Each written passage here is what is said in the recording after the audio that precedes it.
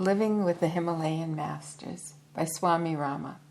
Chapter 1, Spiritual Education in the Himalayas. Childhood is the foundation stone upon which stands the whole life structure.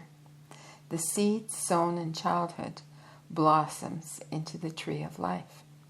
The education which is imparted in childhood is more important than the education which is received in colleges and universities.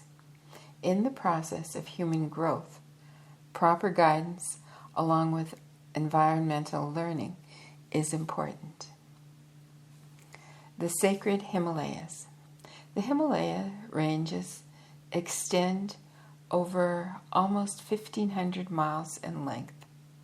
Mount Everest, towering upward over 29,000 feet on the border of Nepal and Tibet, is the highest of all the mountains in the world. Persians, Indians, Tibetans, and Chinese have all written about the grandeur and the beauty of these mountains. The word Himalaya comes from the Sanskrit word Hima, H-I-M-A, meaning snow, and Alaya, meaning home, the home of the snows. I would like to make you aware that the Himalayas are not merely the home of snow, but they have also been a stronghold of yogic wisdom and spirituality for millions of people, regardless of their religious beliefs. This ancient and rich tradition still exists there today, as these unique mountains continue to whisper their spiritual glory to all who have an ear to hear. I was born and brought up in the valleys of the Himalayas. I roamed among them for more than 4.5 decades and was educated by their sages. I met the masters who live and travel there, studied at their feet, and experienced their spiritual wisdom. From the Punjab Himalayas to the Kumaon and Garhwal Himalayas, from Nepal to Assam, and from Sikkim to Bhutan and Tibet, I traveled to those forbidden places which are virtually inaccessible to tourists. I climbed to a height of 19,000 to 20,000 feet without the help of an oxygen kit or modern equipment. Many times I did not have food and became unconscious, tired, and sometimes wounded, but always, one way or another, I found help during such occasions. For me, the Himalayas are my spiritual parents, and living there was like living in the lap of a mother. She brought me up in her natural environment and inspired me to live a particular life of style. Once, when I was 14 years old, an unknown sage blessed me and gave me a leaf of the Boya Patra, the paper made of the bark on which the ancient scriptures were written. On it he inscribed, quote, "Let the world be little with you. Let you be on the path of spirituality." End quote. It is still in my possession. The love I received from the sages is like the perennial snows which form the silvery glaciers of the Himalayas and then melt into thousands of streams. When love becomes the Lord of my life, when love became the Lord of my life, I became quite fearless and traveled from one cave to another, crossing streams and mountain passes, surrounded by snow-blanketed peaks. In all conditions, I was cheerful, searching for the hidden sages who preferred to remain unknown. Every breath of my life was enriched with spiritual experiences, which may be difficult for many others to comprehend. That gentle and amiable sage of the Himalayas had only one entrancing theme: love. For nature, love.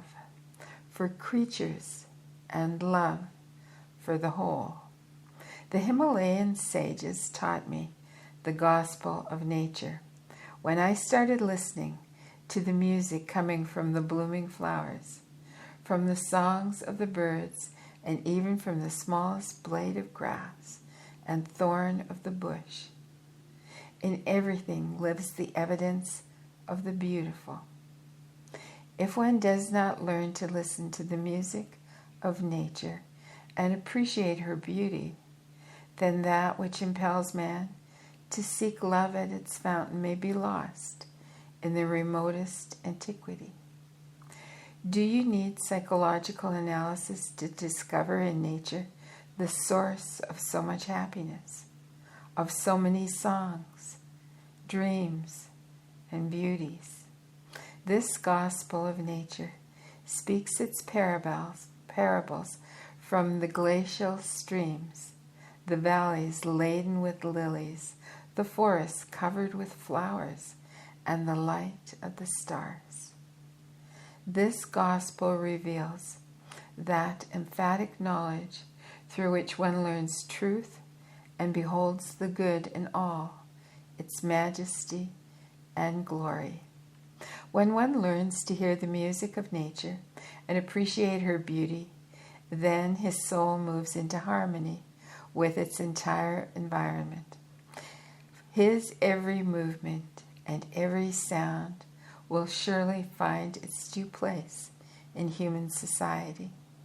The mind of man should be trained to love nature before he looks through the corridor of his life. Then a revelation comes peeping through with the dawn. The pain and miseries of life disappear with the darkness and the mist when the sun rises. Mortality finds its way in the awareness of immortality.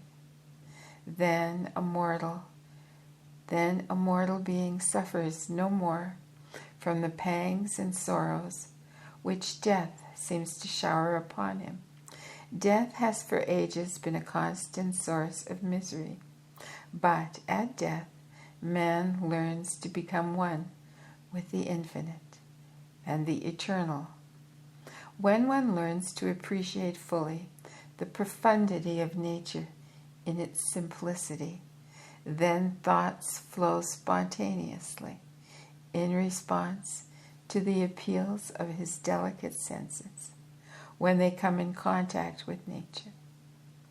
This soul-vibrating experience, in its full harmony with the perfect orchestra of melodies and echoes, reflects from the sound of the ripples of the Ganges, the gushing of the winds, the rustling of leaves, and the roar of thundering clouds. The light of the self is revealed, and all the obstacles are removed. He ascends the top of the mountain, where he perceives the vast horizon. In the depth of silence is hidden the source of love. The eye of faith alone can unveil and see the illumination of that love. This music resounds in my ears and has become the song of my life. This discovery of the sages binds the whole of humanity in the harmony of the cosmos. Sages are the sources from which mankind receives knowledge and wisdom to behold the light, truth, and beauty which show the path of freedom and happiness to all. They make humanity aware of the mere shadows and vain illusions of this world. With their eyes, the unity of the entire universe is best seen. Quote, "The truth is hidden by a golden disk. Oh Lord, help us in unveiling so that we can see the truth." Close quote. The gospel of love as taught by the Himalayan sages, makes the whole universe aware of the fountainhead of light, life, and beauty. At a young age, I sat at the foot of Mount Kailas and drank the glacial waters of Lake Manasawar.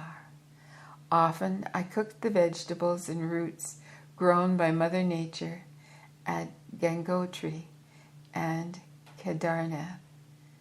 Living in the Himalayan caves was very pleasant, and when I was there, I was in the habit of roaming through the mountains during the day, taking notes in a haphazard manner and returning to my cave before darkness. My diary is filled with descriptions of my experiences with the sages, yogis, and other spiritual leaders of the Himalayas. This is a land where Sandhya Basha was born. Several modern scholars have tried to interpret and translate Sandhya Basha by calling it the twilight language.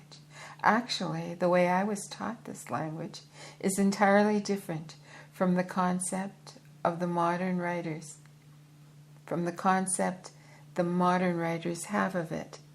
It is a purely yogic language, spoken by only a few fortunate yogis, sages, and adepts. Philosophically and ideally, it is very similar to Sanskrit, for every word flows full of meaning from its root sound. Sandhya Basha can be used only for the discussion of spiritual matters and contains no vocabulary for the business affairs of the world.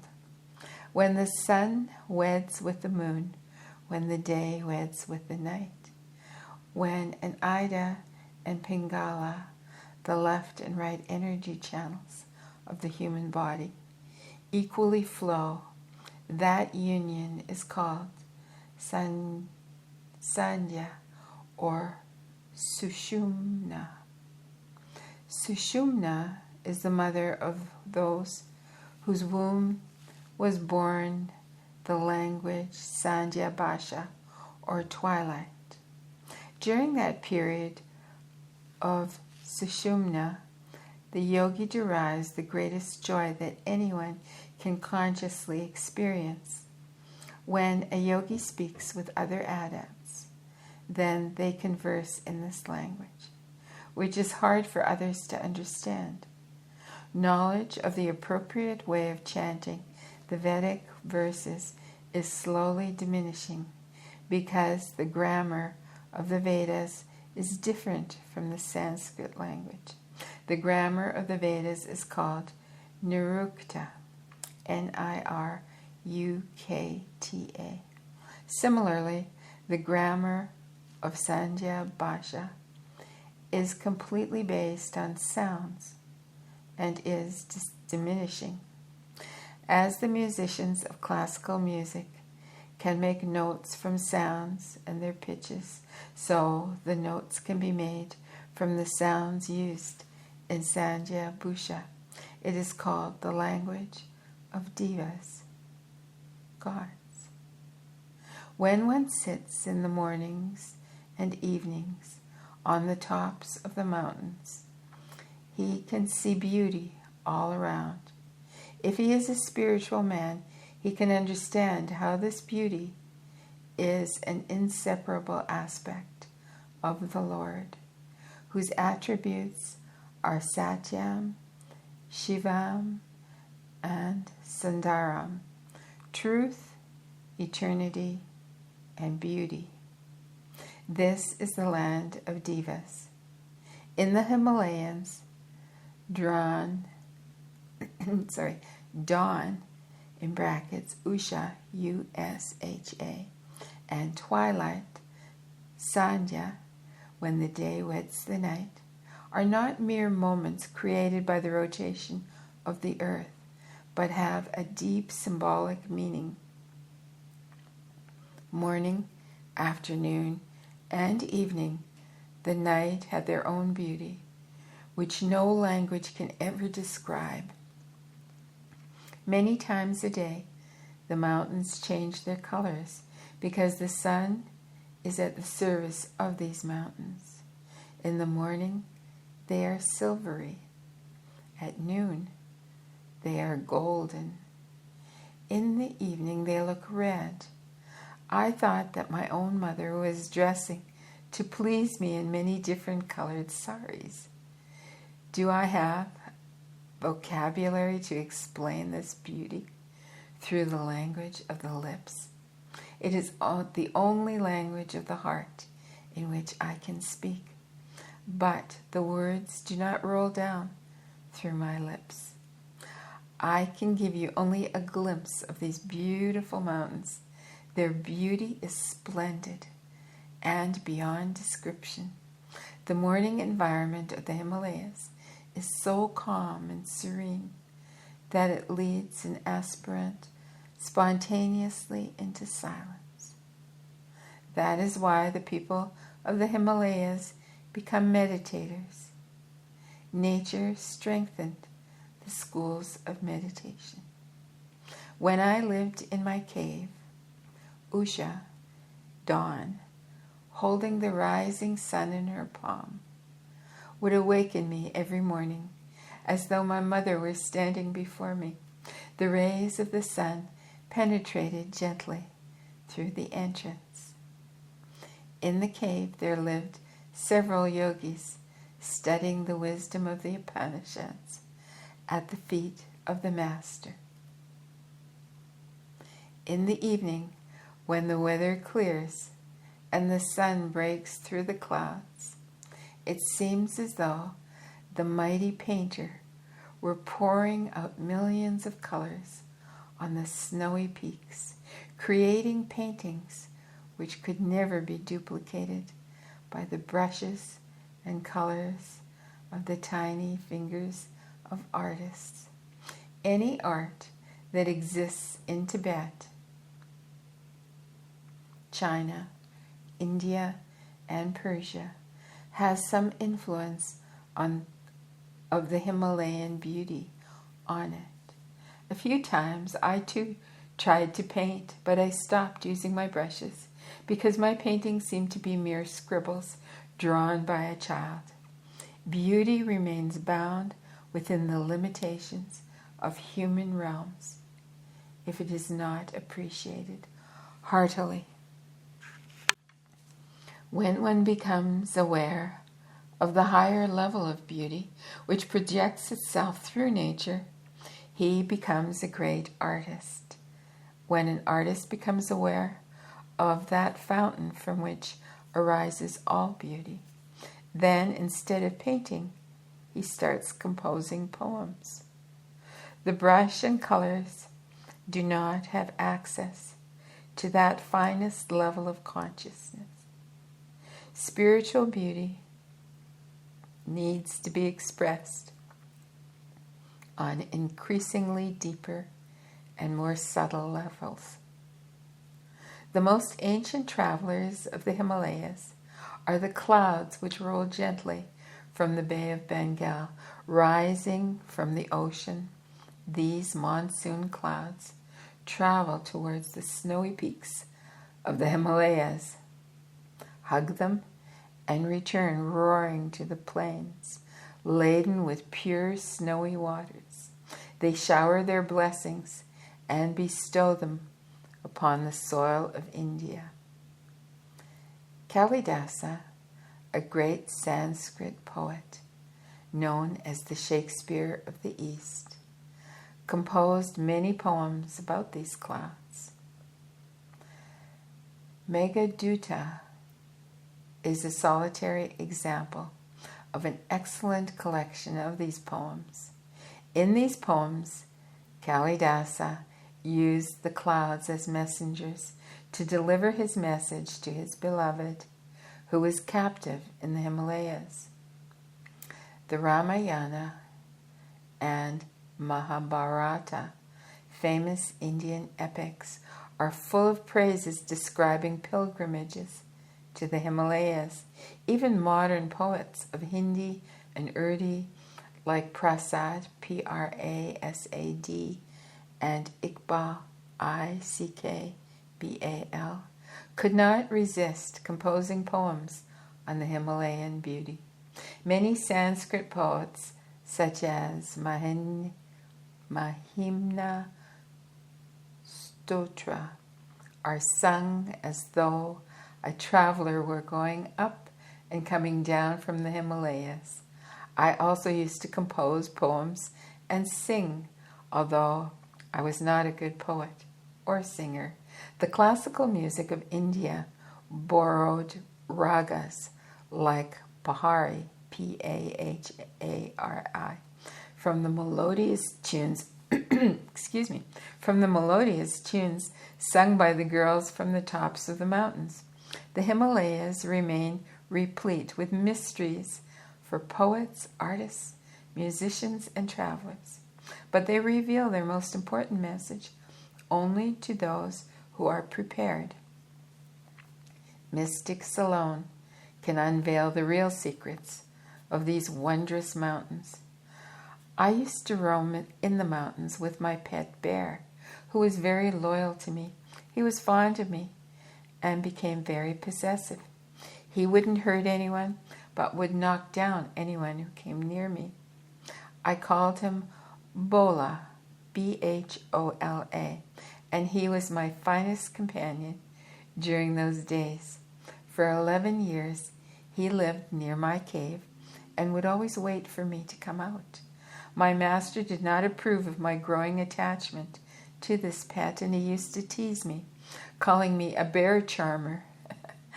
In the morning, carrying a long staff to help me in the climbing, I would go to the mountaintops, which were 4 to 6 miles from the cave.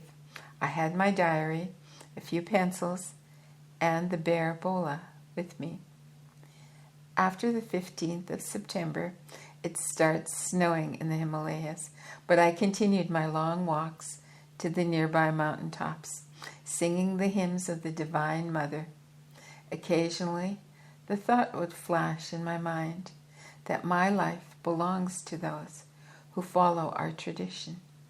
I did not care for my individuality, but was acutely conscious of the tradition of sages which I followed.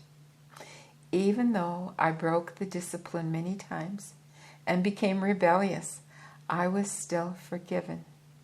During those days, many profound psychological and spiritual experiences occurred. Sometimes I felt like a king, but without any burden of the crown on my head. Not having human company or communication brought me great peace and serenity. I realized that nature is very peaceful. She disturbs only those who disturb themselves, but she teaches wisdom to those who admire and appreciate her beauty. This is especially true in the Himalayas. Many varieties of flowers are found in abundance in these mountains. Those with a poetic imagination say that viewed from the snow-covered mountain peaks, these slopes, laden with flower beds, look like a magnificent vase of flowers which a fully prepared disciple would reverently present to his Guru Deva. I would sit next to these natural flower beds and gaze into the sky, searching for their gardener. Among all the flowers grown in the Himalayan valleys, the most beautiful are the lilies and the orchids. Hundreds of varieties of lilies bloom after winter is over, and sometimes even before snowfall. There is one variety of lily which is pink and very beautiful. It grows in June and July at a height of 8,000 to 11,000 feet and is found on the banks of the river Rudragaro, which joins the Ganges at Gangotri. The same variety of lily also grows under the trees at Bhoja Basa. The orchids in the Himalayas are more gorgeous than any other flower. They grow at a height of 4,000 to 6,000 feet. The heaviest orchid that I have ever found was growing on an oak tree and weighed a little less than 1.5 pounds. Some varieties of these orchids can be found in greenhouses a few miles from Kathmandu, Nepal, but many still remain undiscovered by horticulturalists. During the blossoming season of orchids, the buds, in their natural obstinacy, delay blooming and sometimes take 6 to 7 days to open. Orchid flowers are amazingly beautiful, and their blooming season lasts for at least 2.5 months. The mountain cacti bloom suddenly in the moonlit sky. They are shy to the sun's rays, and before the sun rises, their petals withdraw their blooming beauty, never to bloom again.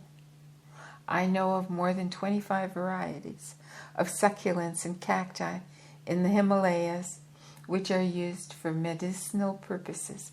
I was told that the Soma creeper comes from the succulent family and grows at a height of 11,000 to 18,000 feet. Among the great varieties of flowers in the Himalayas, there are more than 150 varieties of rhododendron. The most striking of these species is blue and white. Blue and white. Pink and red varieties are common, and there is another variety which has multicolored petals. In the summer, sometimes, an entire valley is laden with rhododendron flowers. The king of all the Himalayan flowers is the himkamal, or snow lotus, a very rare flower. One day, as I was wandering through the mountains, I saw a single blue himkamal, as big as a saucer, growing from between 2 rocks and half buried in snow. I started looking at it, and my mind entered into a dialogue with this beautiful snow lotus. And I said, "Why are you here, all alone? Your beauty is meant to be adored. You should give yourself to someone before your petals fall and return to the dust."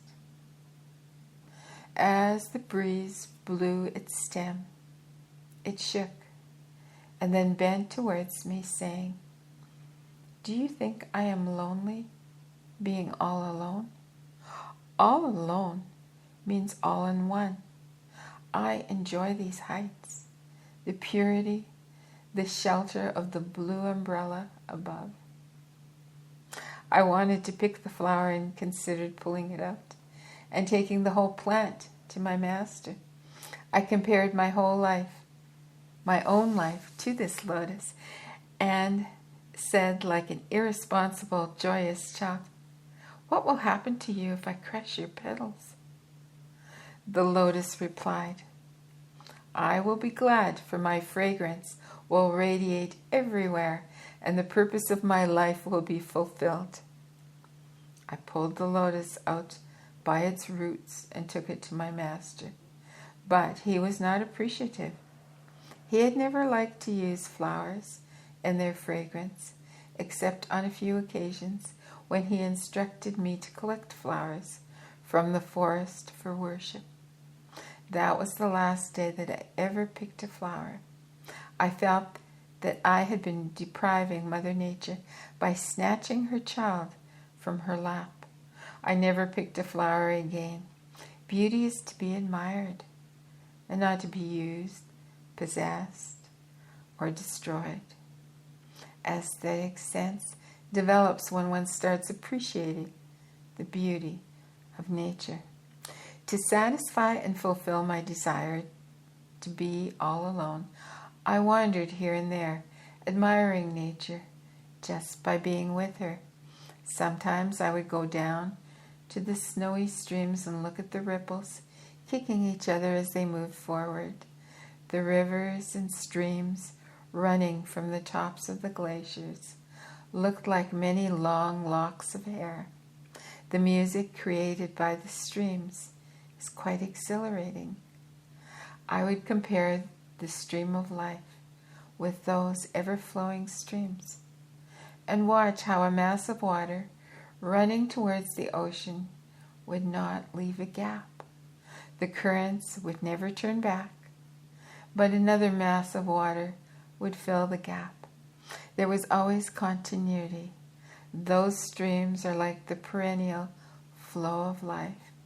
For hours I would watch these snowy streams flowing from the glaciers and waterfalls. Both banks of the streams glittered like silver on moonlit nights.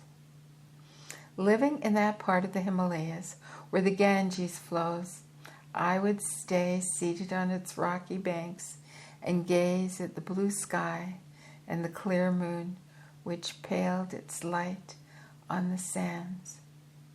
I watched the twinkling lights coming from the small homes of the distant villages, and when the clouds parted, I saw the sky glittering with the lamps of 1,000,000 stars. This grand assembly and long procession of the stars is beyond human imagination. Below on the earth, the peaks of the Himalayas silently enjoyed this fair of stars. Some of them seemed as though they were playing hide and seek among the mountain peaks. In all directions, the mountain peaks and snowy streams were illuminated with that milky light emanating from the starry multitude, which I remember even today. In the evening mist formed a thick white quilt over the Ganges between the two ridges of snowy peaks, and before sunrise, a layer of mist would cover the Ganges like a white blanket. It seemed as though a sleeping serpent were snoring from beneath it. The rays of the rising sun rushed to drink these holy waters as eagerly as I rushed to bathe in the Ganges every morning. The mountain water was clear, crystal clear, soothing to my eyes and stimulating to the senses. There are many rivers that flow from the great Lake Manasarara at the foot of Mount Kailas, but of all the rivers which have their source in the Himalayan mountains, the Ganges is unique. When the Ganges flows from its source in the glaciers of Gangotri, it carries in its water a variety of minerals which have nutritional and therapeutic value. Skin diseases are rarely found among villagers who live on the banks of the Ganges.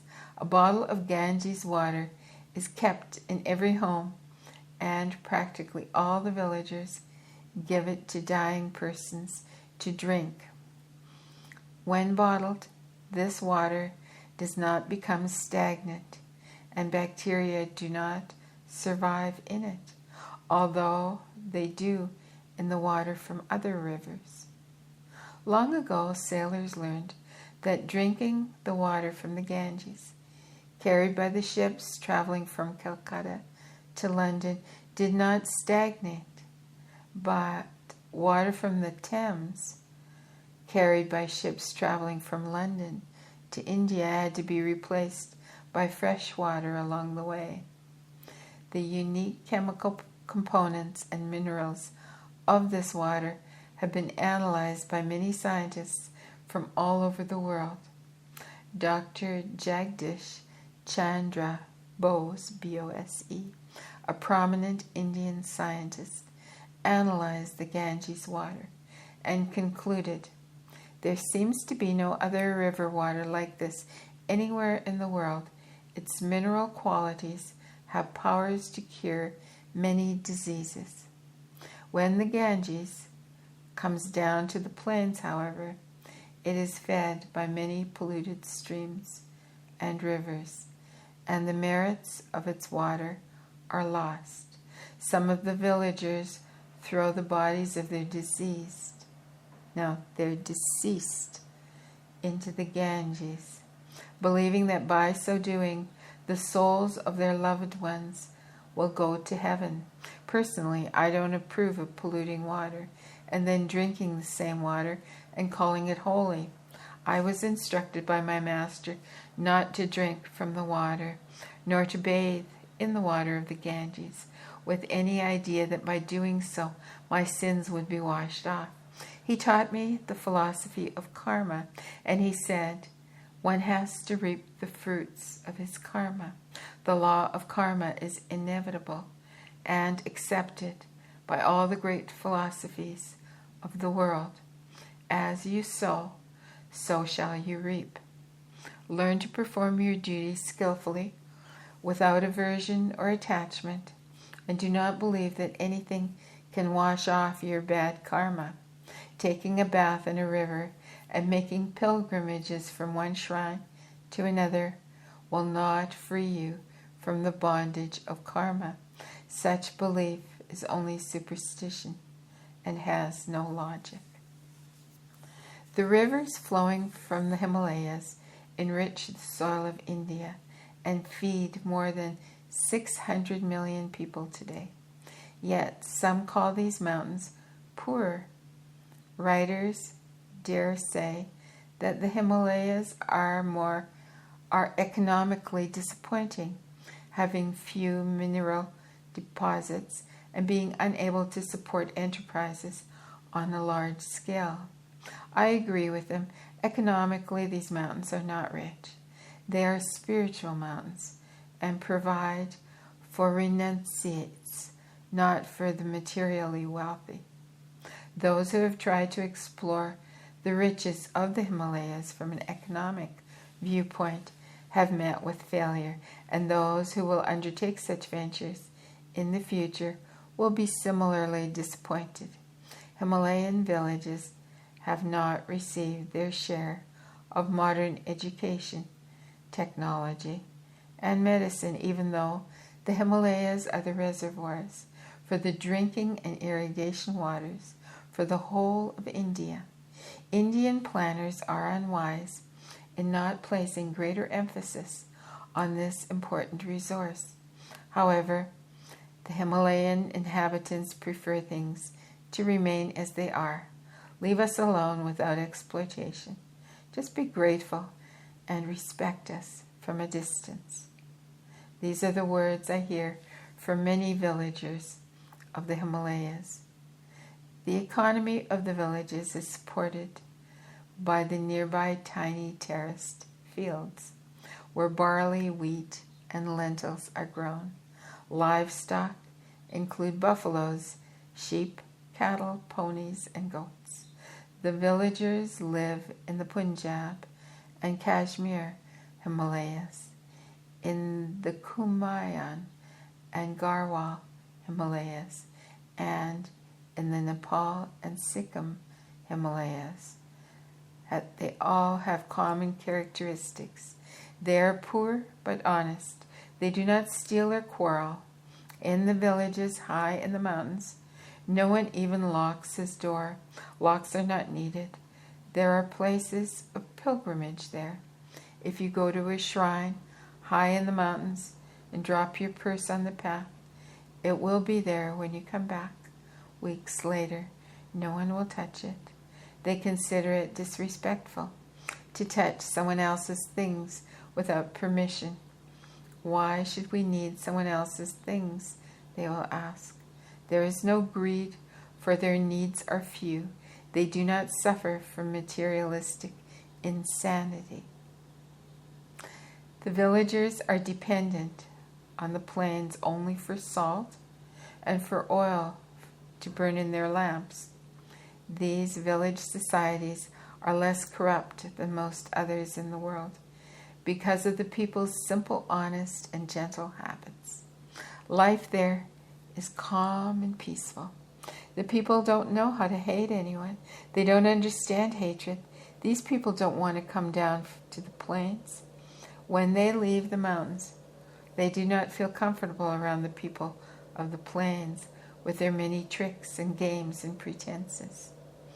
In the mountain areas, most influenced by modern culture, however, lying and stealing have begun to occur much more frequently. Modern society is considered to be advanced and cultured, but it is not genuine. It is cultured like a cultured pearl. Few value genuine pearls today. The modern human being has weakened himself and his human nature by culturing it again and again, losing touch with nature and reality. In modern culture, we live for showing off to others, not for serving others. But if you go to the mountains, no matter who you are, one of the first things they will ask you is, have you taken your food? Do you have a place to stay? Anybody there will ask you these things, whether you are a friend or a stranger. The people of Garhwal and Kumyun mountains are intelligent, cultured, and hospitable.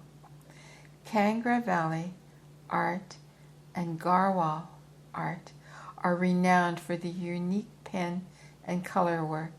Education in some of these mountain communities is better than in many other parts of India. The priests of the different communities know so much about astrology mingled with tantrism that sometimes surprises travelers from the plains. The people here lead simple lives close to nature. They live in beautiful wooden houses, and they weave their own clothes. In the evenings, they assemble for chanting, and they sing their folklore in beautiful melodies. They dance in a group and they sing folk songs, which are harmonious and moving. The mountain drummers are excellent, and bamboo flutes and jaw harps are used by the shepherds and school children. As the girls and boys go to the mountains to fetch grass for cattle and wood for fuel,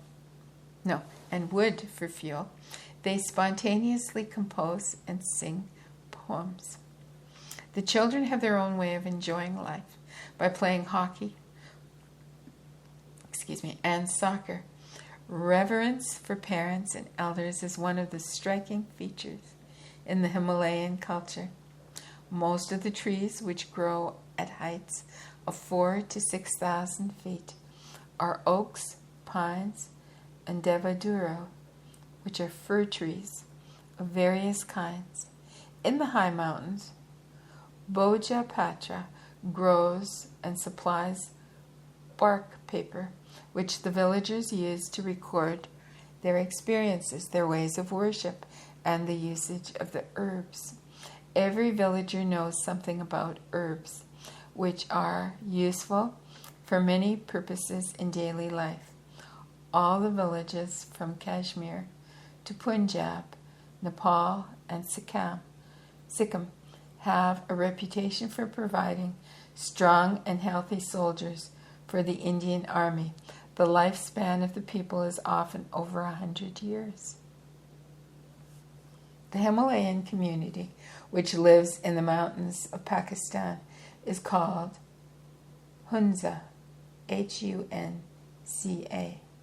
There they eat meat, but the community that lives in the Indian part of the Himalayas is called Hamsa and is vegetarian. Hamsa means swan and is a frequent symbol in Indian mythology. The swan is said to have the power of separating and drinking only the milk out of a mixture of milk and water. Similarly, this world is a mixture of two things, the good and the bad. The wise person selects and takes the good and leaves the bad. Throughout these mountains, Shakti Shakti worship is prominent. In every village there are at least one or two small chapels. The sages, however, travel and do not form communities such as the villagers do. These sages are treated very nicely by the villagers and are given free food and shelter. They come from different cultures and parts of the country, and they live in caves under trees or in tiny thatched huts. These dwelling places are considered temples and are situated outside the villages. There is always at least one wise man, and sometimes several, staying there, whose bare necessities are maintained by the villagers. When any wandering sadhu or renunciate, yogi or sage comes by, the villagers freely offer whatever food they have. They enjoy entertaining guests and easily establish friendship with them. As I traveled throughout the Himalayas, I did not enjoy staying with the villagers or the officers stationed here and there, but preferred to stay in the hermitages, the caves, and thatched huts of the sages. Culturally, the Himalayas are not obstacles. They do not create any barriers to the countries situated on either side. There are hundreds of communities and nationalities in these mountains, which are conspicuous for the peculiarities in their ways of life, resulting from some unusual blend of Indian, Tibetan, and Chinese cultures. Different languages are spoken in different parts of the Himalayas. I could at one time speak Nepalese, Garhwali, Kumayuni, Punjabi, and some Tibetan, but I have never learned the Kashmiri language. Knowledge of these mountain languages helped me in communicating with the local spiritual leaders and herbalists. The month of July is the finest month for traveling in the Himalayas. The snow and glaciers are melting then, and there are thousands of streams rushing all over. It is not unpleasantly cold, and those who know of the nature of glaciers, avalanches, and landslides can travel comfortably if they are careful. The dangers of the Himalayan mountains are the same today as they have always been. Avalanches, fast-running streams and rivers, overhanging cliffs, and high towering snow-covered peaks will not change their ways for any traveler. Nonetheless, the spiritual heritage of the Himalayas has long motivated travelers to explore their unknown wisdom. Over 1,000 years ago, yes, hundreds of Tibetan and Chinese travelers took Buddhist literature from India and translated it into their own languages, thereby disseminating Buddhist teachings to their own countries. The great vehicle of Buddhism, Mahayana, passed across the Himalayan borders, first to Tibet and then to China, greatly enriching the Chinese culture and religion. The meditative traditions of Zen are aspects of this Buddhism that were passed on to Japan. The original teachings were imparted by Indian teachers who traveled to Tibet and China 10 centuries ago. The followers of Taoism and Confucianism adore the Himalayas and the Himalayan teachers, for they have received much wisdom from those who traveled and lived in these mountains. The principle of inaction emphasized by Taoism is found precisely formulated in the Bhagavad Gita. The concept of nirvana, clearly present in early Indian philosophy, has influenced all the religions of Tibet, Mongolia, China, and Japan. Today, Tibet is a communist country, and it appears that in ancient wisdom and the culture based on it have vanished. However, the Dalai Lama and a handful of his followers have migrated to the foothills of the Himalayan Mountains in India.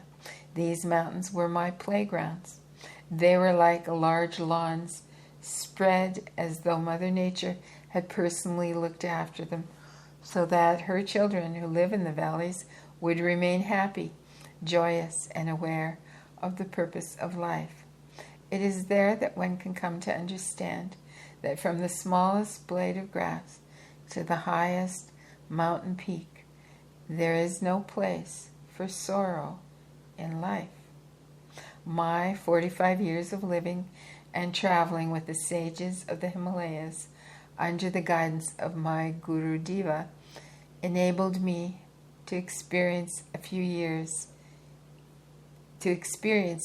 years that which normally would not have been possible for anyone to experience in several lifetimes. I was able to do so because of the grace of my beloved Master, who wanted me to experience, choose, and decide for myself. This series of experiences and my learning with the sages have helped me to attain and maintain a center of awareness within. I will tell you how I grew up and how I was trained, about the great sages with whom I have lived and what they taught me, not through lectures and books, but through experiences. The stories collected here are a record of these experiences. Whenever I want to tell a story to the world, I think that the world itself is a story. I pray that others may benefit from these experiences also, and that is why I talk about them as I lecture and teach. I always say to my students, what is that which is mine, and what is that which I have not surrendered to thee? From these spiritual stories, learn that which is useful for your growth and start practicing it. And that which is beyond your grasp, leave it for now with a narrator. Memories of these experiences awaken me every day, even today, and I feel the Himalayan mountains are calling me back.